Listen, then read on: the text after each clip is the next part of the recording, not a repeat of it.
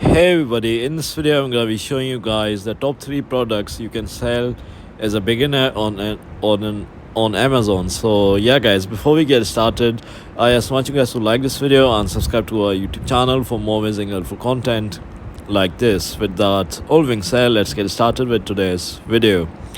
Alright guys, so I picked out 3 categories that you can consider selling as a beginner on Amazon seller. So the first is phone accessories, so it can be phone cases, screen protectors, charging cables.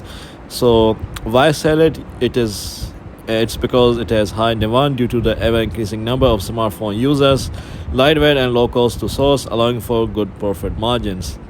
The second category is fitness products, so it can be resistant bands, yoga mats, water bottles, and you can get creative with it. So the fitness trend continues to grow, especially with the rise of home workouts. These products are popular and generally easy to store and ship.